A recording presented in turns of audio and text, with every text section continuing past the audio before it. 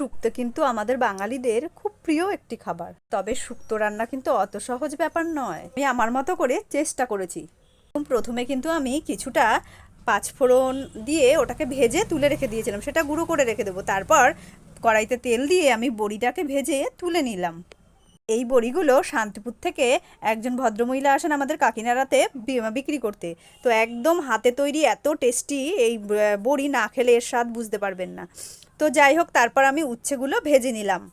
উচ্ছেটা কিন্তু বেশি ভাজার দরকার নেই, একদমই হালকা করে। আর লম্বা লম্বা করে কেটে রাখা বেগুনগুলোকে একটু লাল লাল করে ভেজে নেব। তবে ঢেকে নয়, কিন্তু দেখতে হবে যেন বেগুনটা ভেতর থেকে সেদ্ধ হয়, কারণ এটাকে আমি কিন্তু একদম লাস্টে দেবো।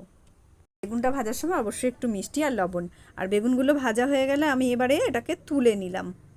এবারে আমি কিন্তু শুক্তোর যে মেন জিনিস সেটা হলো ফোড়ন। তো রাঁধুনি ফোড়ন দিয়ে দিলাম এর মধ্যে কিছুটা। পরে আলু, মিষ্টি আলু, কাঁচকলা, পেঁপে, যত সবজি আছে সবগুলোকে দিয়ে বেশ কিছুক্ষণ নাড়তে হবে। এবারে দিয়ে দিলাম কিছুটা সজনে ডাঁটা। আর এই যে টাটকা তরতাজা সজনে ডাঁটাগুলো আমারই এক প্রতিবেশী কাকু তার জমিতে হয়েছিল, তো সেখান থেকে তিনি দিয়ে গেছিলেন। সবজিগুলো যখনই দিচ্ছি তখন কিন্তু আমি একবার করে লবণ দিচ্ছি, কারণ আগের সবজির লবণটা আগের সবজিতে ঢুকে গেছে। এবার পরের সবজিতে যদি আমি লবণ না দিই তাহলে কিন্তু ভেতরে লবণটা ঢুকবে না। তো সমস্ত সবজি দেওয়া আমার মোটামুটি হয়ে গেছে। কাঁচকলাটা বোধহয় বাকি রয়েছে, তো ওটা এবারে আমি দিয়ে দিলাম।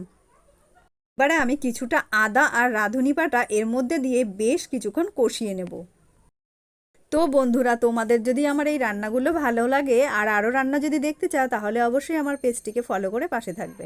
এবারে দিয়ে দিলাম আমি কিছুটা দুধ। তো দুধটা তোমরা চাইলে কাঁচাও দিতে পারো, কিংবা ফোটানো দুধ হলেও অসুবিধা নেই।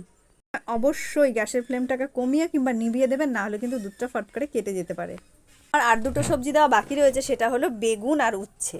তো ওটাকে এবার দিয়ে দেব, দিয়ে আর লাস্টে এক বড়িটা দিয়ে আমি এটাকে একদম কিছুক্ষণের জন্য ফুটতে দেব। রান্না করতে করতে মনে হচ্ছিল কখন রান্নাটা শেষ হবে আর কখন আমরা খেতে বসবো, কারণ এটা আমার ভীষণ খেতে ইচ্ছে করছিল রান্না করতে করতে। তো এটাকে আমি এবার কিছুক্ষণের জন্য ঢেকে দেবো, কারণ ঢেকে না দিলে ভেতর থেকে পেঁপে বা কয়েকটা যেমন শক্ত সবজিগুলো আছে সেগুলো কিন্তু ভালো করে সেদ্ধ হবে না। তো 10 মিনিট পরে ঢাকনাটা তুললাম আর গ্যাসের ফ্লেমটা বাড়িয়ে তারপর সেই যে প্রথমে ভেজে রেখেছিলাম পাঁচফোড়নটা, সেটাকে গুঁড়ো করে নিয়েছিলাম, সেটাকে দিয়ে দিলাম। কি অসাধারণ একটি গন্ধ বন্ধুরা, খুব ভালো হয়েছে। বন্ধুরা ভালো থাকবেন আর পাশে থাকবেন।